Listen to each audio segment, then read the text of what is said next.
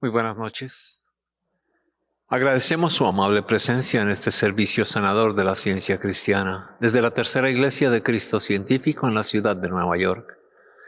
Iniciaremos nuestro servicio cantando el himno número 163. Precepto diste tú, Jesús, debemos siempre perdonar. Obedecerlo nos dará poder divino, celestial. Del corazón hoy brotará amor, que vencerá el error. La bendición debemos dar. Pecado, ira y acabarán. Hymn 163.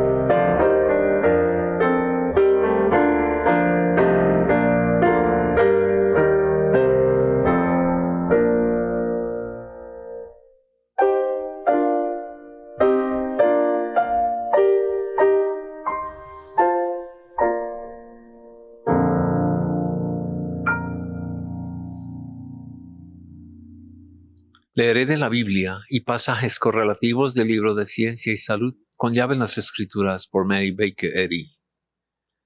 La lectura de esta semana se inspiró en el concepto de el perdón. Salmos. Bendice alma mía a Jehová, y bendiga todo mi ser tu santo nombre. Bendice alma mía a Jehová, y no olvides ninguno de sus beneficios. Él es quien perdona todas las maldades, el que sana tus dolencias, el que rescata del hoyo tu vida, el que te corona de favores y misericordias, el que sacía de bien tu boca, de modo que tú rejuvenezcas como el águila. Jehová es el que hace justicia y derecho a todos los que padecen violencia. Sus caminos notificó a Moisés y a los hijos de Israel sus obras. Misericordioso y clemente es Jehová, lento para la ira y grande en misericordia. Porque como la altura de los cielos sobre la tierra engrandeció su misericordia sobre los que le temen.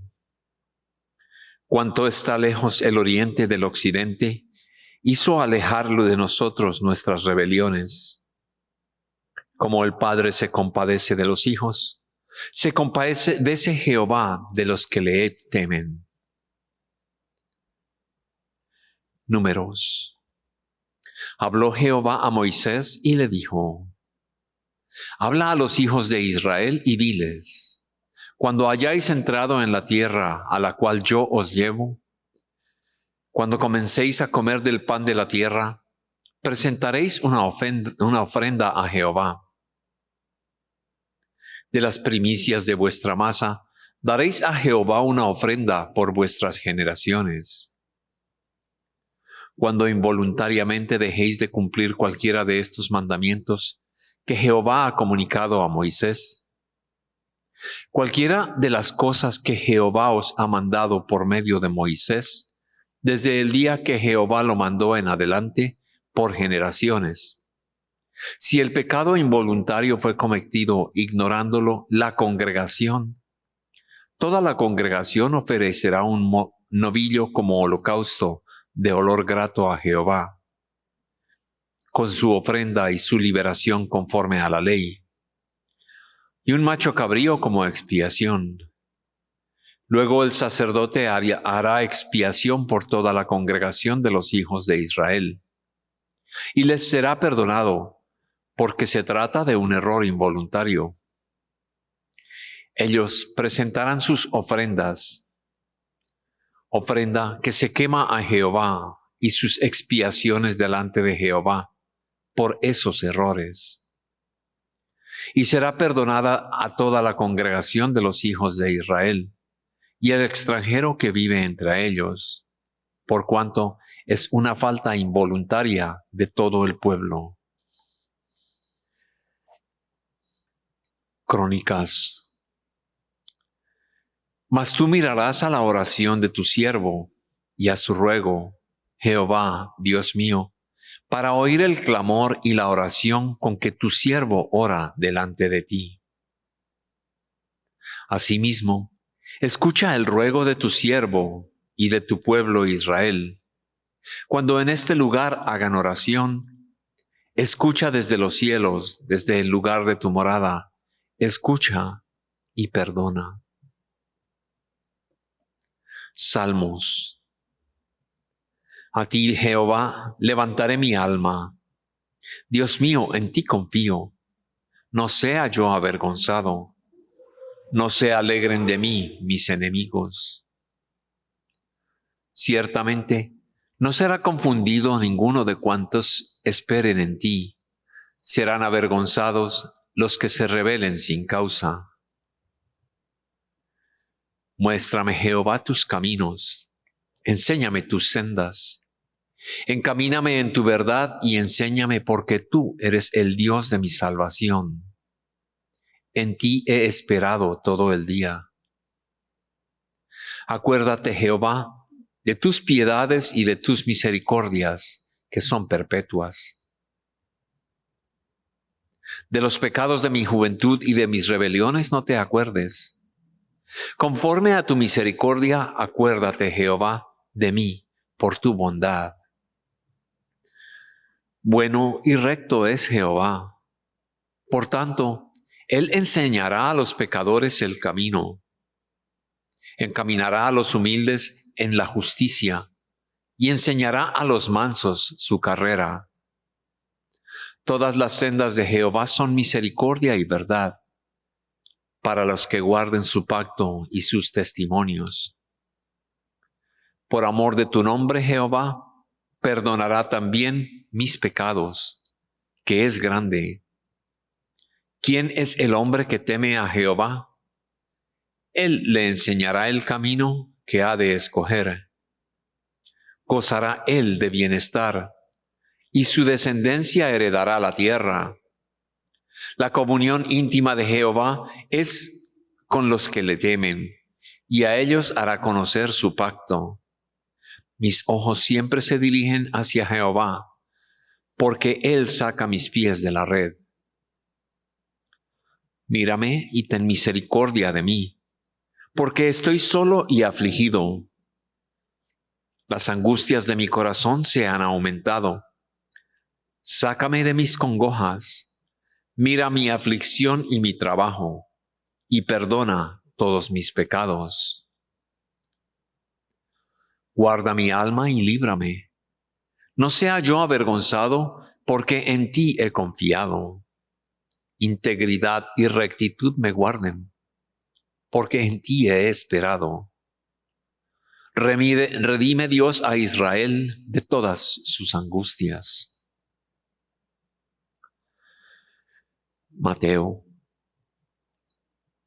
Por tanto, si perdonáis a los hombres sus ofensas, os perdonará también a vosotros vuestro Padre Celestial. Pero si no perdonáis sus ofensas a los hombres, tampoco vuestro Padre os perdonará las vuestras. Y sucedió que llevaron a un paralítico tendido sobre una camilla. Al ver a Jesús la fe de ellos, le dijo al paralítico: ten ánimo, hijo, tus pecados te son perdonados. Entonces, algunos de los escribas se decían a sí mismos: este blasfema. Mas conociendo Jesús los pensamientos de ellos, dijo: ¿por qué pensáis mal en vuestros corazones? ¿Qué es más difícil decir, los pecados te son perdonados? ¿O decir, levántate y anda? Pues para que sepáis que el Hijo del Hombre tiene potestad en la tierra para perdonar pecados. Y dijo entonces al paralítico: levántate, toma tu camilla y vete a tu casa. Entonces él se levantó y se fue a su casa. Y la gente al verlo se maravilló y glorificó a Dios, que había dado tal potestad a los hombres. Entonces se le acercó Pedro y le dijo: Señor, ¿cuántas veces perdonaré a mi hermano que peque contra mí? ¿Hasta 7? Jesús le dijo: no te digo hasta 7, sino aún hasta 70 veces 7. Por lo cual el reino de los cielos es semejante a un rey que quiso hacer cuentas con sus siervos. Cuando comenzó a hacer cuentas, le fue presentado uno que le debía 10,000 talentos. A este, como no pudo pagar, ordenó su señor venderlo junto con su mujer y sus hijos, y todo lo que tenía, para que se le pagara la deuda. Entonces, aquel siervo postrado le suplicaba diciendo: Señor, ten paciencia conmigo, y yo te lo pagaré todo. El Señor, movido por su misericordia, le soltó y le perdonó la deuda. Mas saliendo aquel siervo halló a uno de sus consiervos que le debía 100 denarios, y agarrándolo lo ahogaba diciendo: págame lo que me debes. Entonces su consiervo postrado a sus pies le rogaba diciendo: ten paciencia conmigo, y yo te lo pagaré todo. Mas él no quiso, sino que fue y lo echó en la cárcel hasta que pagara la deuda. Viendo sus consiervos lo que pasaba, se entristecieron mucho y fueron y le refirieron a su señor todo lo que había pasado. Entonces, llamándolo su señor, le dijo: también tendré misericordia con tu siervo, siervo malvado. Toda aquella deuda te perdoné, porque me rogaste. ¿No debías tú también tener misericordia de tu consiervo, como la tuve yo de ti? Entonces, su señor enojado lo entregó a los verdugos hasta que pagara todo lo que debía.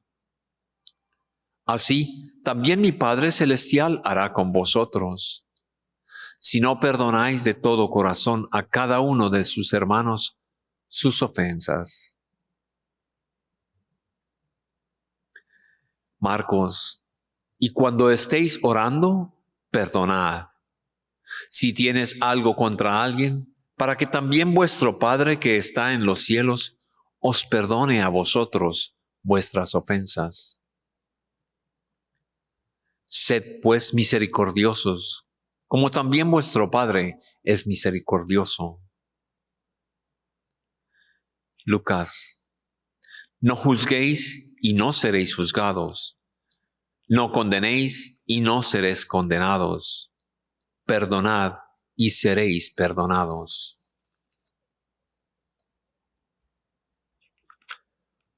Leeré ahora pasajes correlativos del libro de Ciencia y Salud con la llave de las Escrituras por Mary Baker Eddy. La oración no deberá ser utilizada como una confesión para cancelar el pecado. Tal error impedirá la verdadera religión. El pecado solo es perdonado en la medida en que es destruido por el Cristo, la verdad y la vida. Si la oración nutre la creencia de que el pecado es cancelado y que el hombre se vuelve mejor meramente por orar, la oración es un mal.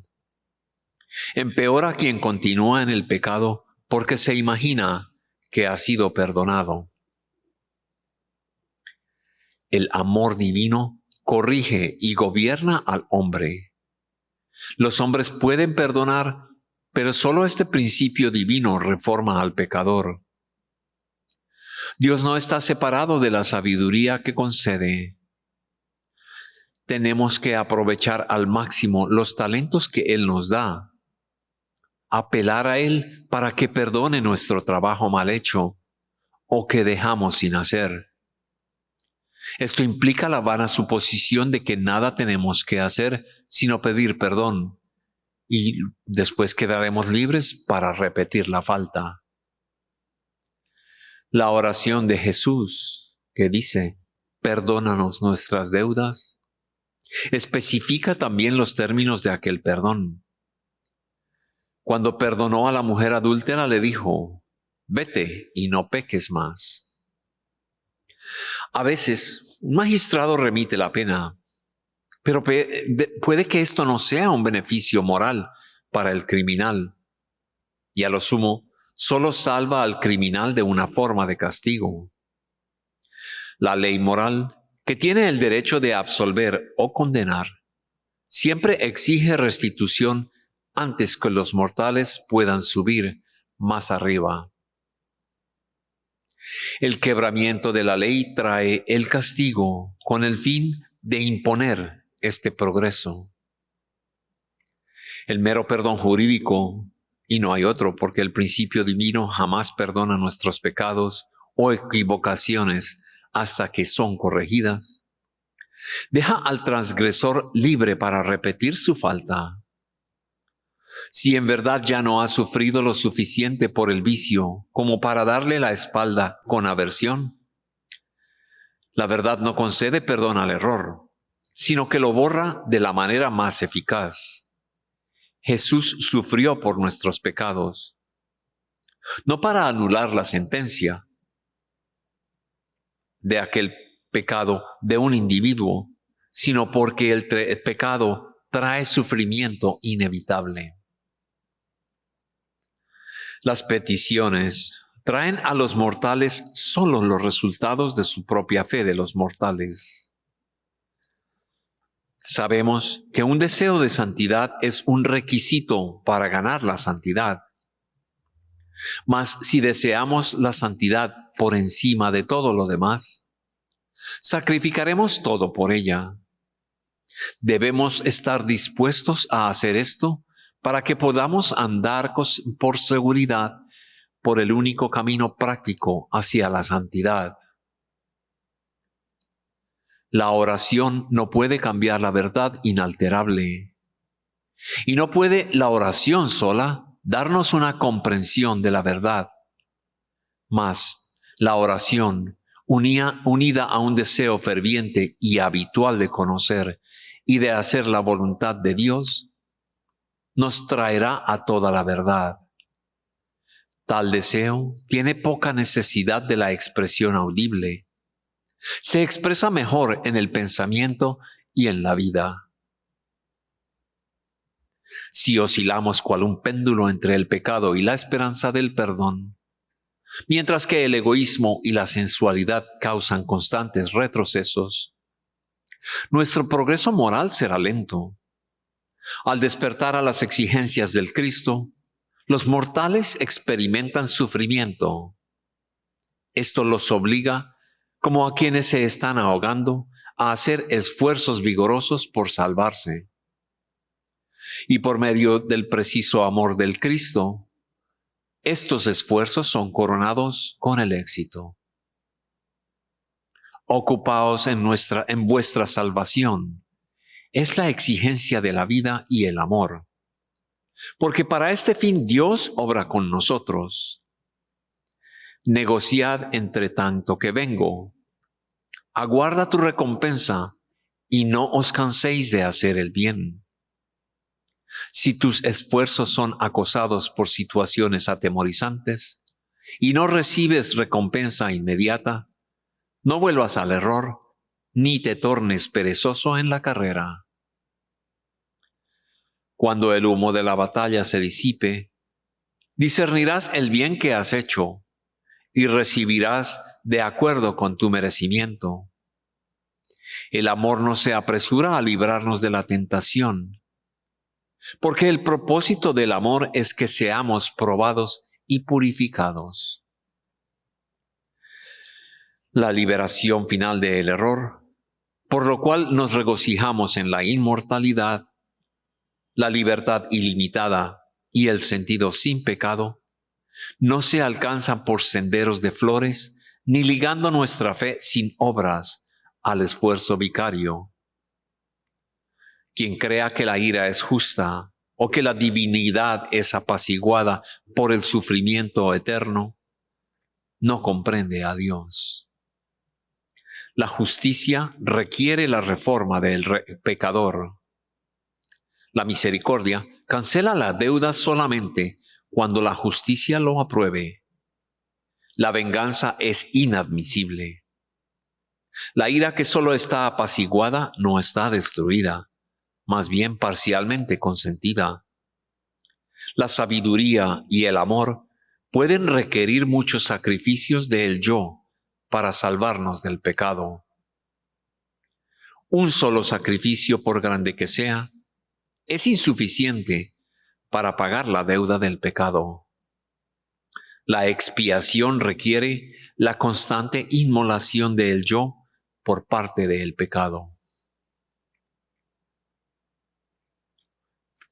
Injertar lo santo en lo profano, suponer que el pecado pueda ser perdonado sin que se le abandone, es tan insensato como colar mosquitos y tragar camellos.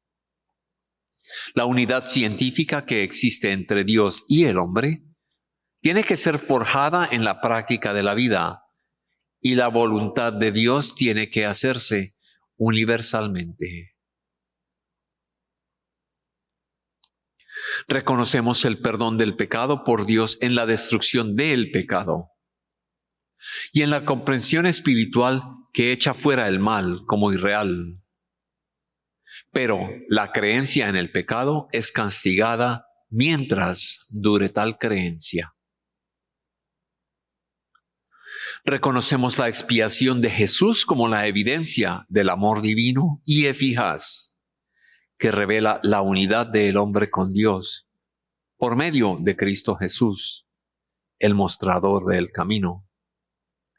Y reconocemos que el hombre se salva mediante el Cristo, mediante la verdad, la vida y el amor, como fue demostrado por el profeta Galileo al sanar a los enfermos y vencer el pecado y la muerte.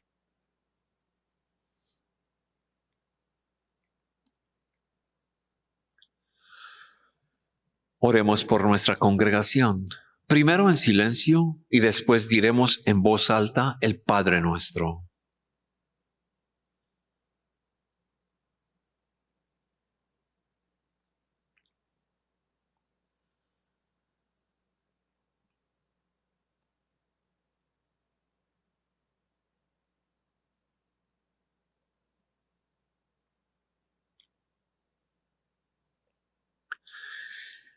Padre nuestro que estás en los cielos, santificado sea tu nombre. Venga tu reino. Hágase tu voluntad como en el cielo, así también en la tierra. El pan nuestro de cada día, dánoslo hoy. Y perdónanos nuestras deudas, como también nosotros perdonamos a nuestros deudores. Y no nos metas en tentación, mas líbranos del mal. Porque tuyo es el reino y el poder y la gloria por todos los siglos.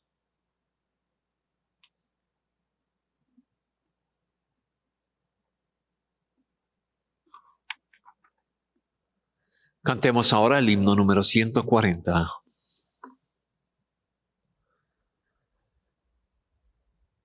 Si con la mente en santidad tú purificas lo que ves, por cada sacrificio ya un gran tesoro Dios dará. Más bello es todo si tú ves el cielo reflejado aquí, de amor un rayo brillará en toda cruz y aflicción. La oración te brindará misericordia sin igual, temor y duda pasarán, pues Dios cielo te dará. Hymn 140.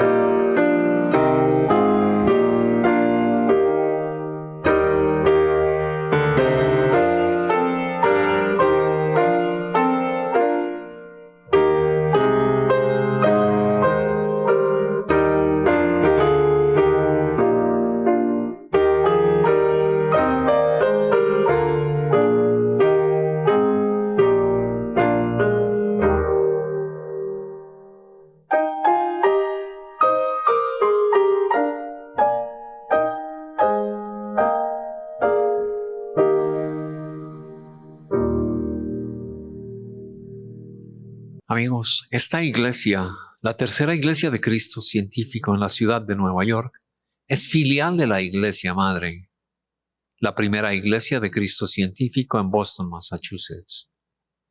Tenemos servicios en español el domingo a las 12 del mediodía y la reunión de testimonios del miércoles a las 6:30 de la noche. En inglés, nuestros servicios son los domingos a las 11 de la mañana y los miércoles a las 7:30 de la noche. Todos nuestros servicios se llevan a cabo en persona en nuestro templo y en línea. La tercera iglesia ofrece clases de la escuela dominical en línea y en persona también para niños y adolescentes. En ella, los estudiantes aprenden cuánto Dios les ama. También aprenden sobre los personajes y las lecciones de la Biblia y el poder sanador de la verdad. Para más información sobre horarios y clases, envíanos un correo electrónico a thirdchurch@thirdchurchnyc. La ciencia cristiana es una religión sanadora.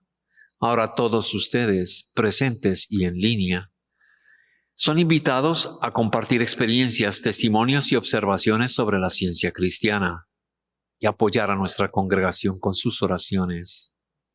Si escucha por teléfono y le gustaría compartir un testimonio, presione el asterisco, luego el número 6. Nuestro técnico está escuchando y activará su voz. En este momento tendrá la palabra. Por favor, hable directamente en el micrófono, no en altavoz. Así le podremos escuchar mejor. Si asiste por Zoom, por favor active su micrófono y tendrá la palabra.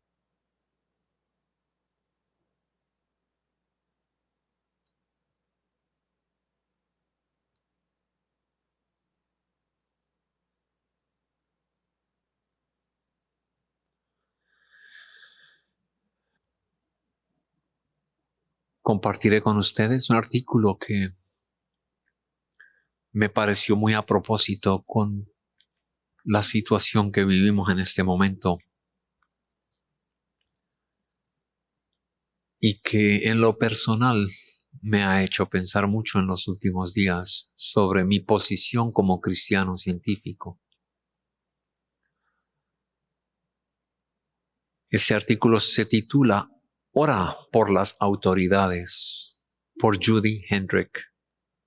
Este está en el Heraldo de la Ciencia Cristiana de abril del 2019 y dice: muchas personas sienten que es importante orar por el gobierno y el liderazgo, pero ¿cómo lo hacemos?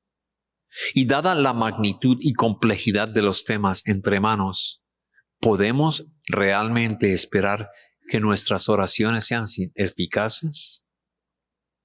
Ananías, uno de los primeros cristianos de Damasco, debe haberse hecho estas preguntas. Cuando Saulo de Tarso vino a la ciudad respirando amenazas y muerte contra los miembros de la nueva fe, el sumo sacerdote judío le había dado autoridad a Saulo para que los apresara y los metiera en prisión. Sin duda, Ananías y los otros cristianos estaban orando para ser protegidos, así como haciendo todo lo posible para eludir a Saulo. Entonces, se le apareció el Señor a Ananías y le dijo: levántate, ve a la calle que se llama Derecha, busca en casa de Judas a uno llamado Saulo de Tarso, porque he aquí, él ora. Aquí, en la frase el Señor, significa el Cristo o la verdad, el mensaje de Dios a la humanidad. Dios enviaba a Ananías a que fuera a encontrarse con Saulo. Como es de comprender, Ananías no quería hacerlo y le dijo: Señor, he oído de muchos acerca de este hombre, cuántos males ha hecho a tus santos en Jerusalén. Mas el Señor respondió: ve, porque instrumento escogido me es este, para llevar mi nombre en presencia de los gentiles y de reyes y de los hijos de Israel. Ananías obedeció y fue. ¿Qué lo hizo cambiar de opinión? Él debe haberse vislumbrado que había un poder más elevado que la autoridad religiosa o secular. El mensaje de Cristo le reveló que Dios estaba a cargo, gobernando allí mismo. Fue particularmente el mensaje que se le dio a Ananías de que Dios tenía autoridad no solo sobre él y sus compañeros cristianos, sino aún sobre Saulo. Y él, actuando en la vida de Saulo y transformando su naturaleza. La historia y educación religiosa y relaciones de muchos años de Saulo no tenían poder para mantenerlo aferrado a un concepto errado de la verdad y del amor divinos. El Cristo ya le había indicado a Saulo que él se había estado oponiendo a Dios. Ahora el Cristo llamaba a Ananías para ministeriar a Saulo y restaurarle la vista que había perdido durante su viaje a Damasco. La inspirada comprensión de que la supremacía de Dios lo gobernaba todo y lo bendecía todo, debe haberle alboreado en el pensamiento de Ananías, pues él perdió el temor y se fue a ver a Saulo. Debe haber percibido algo en la totalidad de Dios, el bien, en la cual el mal no tiene lugar ni poder. Al obedecer a Dios, Ananías se dio cubierto de autoridad. Él oró por Saulo y Saulo recibió el Espíritu Santo. Fue elevado y alcanzó una mayor comprensión y discernió la verdad del Cristo. Ananías y Saulo no eran las únicas personas que estaban orando. Había otros cristianos orando para compartir la palabra de Dios con la humanidad y para su propia protección y éxito al seguir por el camino de Jesús. Ellos incluso se alentaban unos a otros a orar por aquellos en puestos de autoridad. En la primera de Timoteo declara: exhorto ante todo a que se hagan rogativas, oraciones, peticiones y acciones de gracia por todos los hombres, por los reyes y por todos los que están en eminencia, para que vivamos quieta y reposadamente en toda piedad y honestidad. Este es también un llamado para nosotros hoy. Orar para poder tener una vida apacible no puede ser orar por una paz conveniente, donde las acciones indebidas continúan a un ritmo constante. Debe ser un llamado a ser afectuosos, mas no pasivos, instándonos a mantener una posición firme a favor de la supremacía del Cristo, la verdad en el cual el error o mal no tienen ningún poder. Tampoco debe ser esta una oración para que Dios impulse a los demás a hacer lo que nosotros queremos. Un intento de controlar a otras personas. La oración consiste en aliarnos humildemente con Dios y reconocer que no hay ningún otro lado o poder o mente sino Él.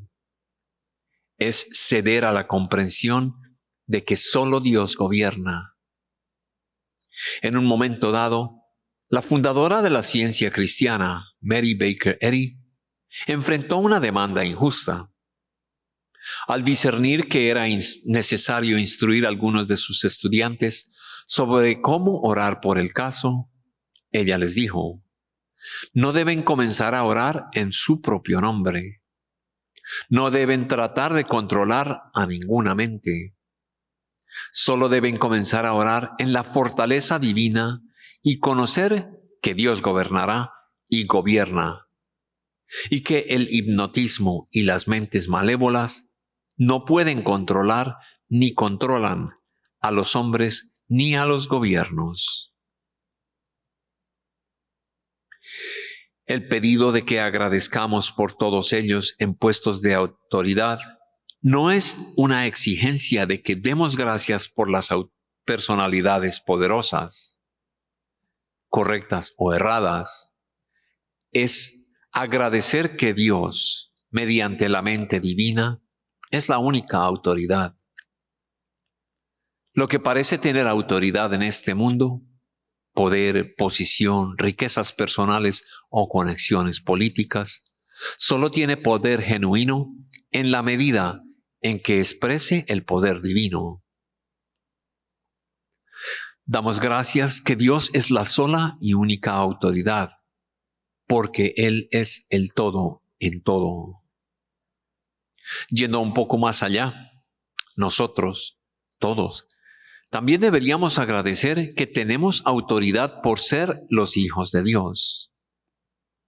Todos como hijos de Dios, hechos a su propia semejanza, reflejamos el poder y la gracia de Dios. Los mortales, el sentido material del hombre con vida y mente separados de Dios, no tienen poder real. A medida que desechemos el falso sentido material y obtengamos el sentido espiritual de la vida, discerniremos la verdad del hombre, varón y hembra. Al ser la imagen y semejanza de Dios, reflejamos la autoridad de la mente divina y actuamos de acuerdo con su ley y propósito sagrado. Sobre la base de estos hechos espirituales de Dios y el hombre, podemos y debemos ser específicos en nuestras oraciones por las autoridades. Mrs. Eddy alentaba a sus seguidores a orar por el gobierno de todos los países.